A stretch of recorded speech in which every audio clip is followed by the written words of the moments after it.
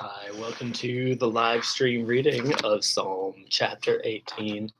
Typically, I do a full study of a psalm, but I realized I've already gone through this one, and this morning, what I really wanted to do was spend some time with the words and the feeling of this chapter.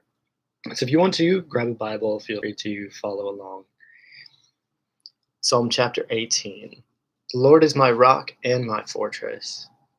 To the choir master, a psalm of David, the servant of the Lord, who addressed the words of this song to the Lord on the day when the Lord delivered him from the hand of all his enemies and from the hand of Saul. He said, I love you, O Lord, my strength. The Lord is my rock and my fortress and my deliverer, my God, my rock in whom I take refuge, my shield, and the horn of my salvation, my stronghold. I call upon the Lord, who is worthy to be praised, and I am saved from my enemies.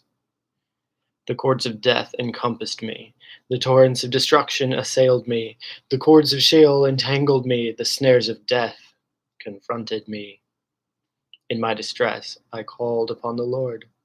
To my God, I cried for help. From his temple, he heard my voice, and my cry to him reached his ears. Then the earth reeled and rocked. The foundations also of the mountains trembled and quaked because he was angry. Smoke went up from his nostrils, and devouring fire from his mouth. Glowing coals flamed forth from him. He bowed the heavens and came down. Thick darkness was under his feet. He rode on a cherub and flew. He came swiftly on the wings of the wind. He made darkness his covering, his canopy around him, thick clouds dark with water.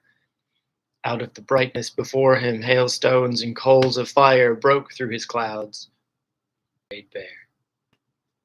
At your rebuke, O Lord, at the blast of the breath of your nostrils. He sent from on high, he took me, he drew me out of many waters. He rescued me from my strong enemy, and from those who hated me, for they were too mighty for me. They confronted me in the day of my calamity, but the Lord was my support. He brought me out into a broad place. He rescued me because he delighted in me. The Lord dealt with me according to my righteousness. According to the cleanness of my hands he rewarded me. For I have kept the ways of the Lord, and have not wickedly departed from my God. For all his rules were before me, and his statutes I did not put away from me. I was blameless before him, and I kept myself from guilt. So the Lord has rewarded me according to my righteousness, according to the cleanness of my hands in his sight. With the merciful you show yourself merciful. With the blameless man you show yourself blameless. With the purified you show yourself pure. And with the crooked you make yourself seem tortuous. For you save a humble people, but the haughty eyes you bring down. For it is you who light my lamp. For the Lord my God lightens my darkness. For by you I can run against a troop, and by my God I can leap over a wall. This God, his way is perfect. The word of the Lord proves true. He is a shield for all those who take refuge in him. For who is God but the Lord? And who is a rock except our God? The God who equipped me with strength and made my way blameless. He made my feet like the feet of a deer and set me secure on the heights. He trains my hands for war so that my arms can bend a bow of bronze. You have given me the shield of your salvation, and your right hand supported me, and your gentleness made me great. You gave me a wide place for my steps under me, and my feet did not slip. I pursued my enemies and overtook them, and did not turn back till they were consumed. I thrust them through so that they were not able to rise. They fell under my feet. For you equipped me with strength for the battle. You made those who rise against me sink under me. You made my enemies turn their backs to me. For those who hated me, I destroyed. They cried for help, but there was none to save. They cried to the Lord, but he did not answer them. I beat them fine as dust before the wind. I cast them out like the mire of the streets. You delivered me from strife with the people. You made me the head of the nations. The people whom I had not known served me. As soon as they heard of me, they obeyed me. Foreigners came cringing to me. Foreigners lost heart and came trembling out of their fortresses. The Lord lives, and blessed be my rock, and exalted be the God of my salvation, the God who gave me vengeance and subdued peoples under me, who rescued me from my enemies. Yes, you exalted me above those who rose against me. You delivered me from the man of violence. For this I will praise you, O Lord, among the nations, and sing to your name. Great salvation he brings to his king, and shows steadfast love to his anointed, to David and his offspring forever. Well, that's the end of the reading.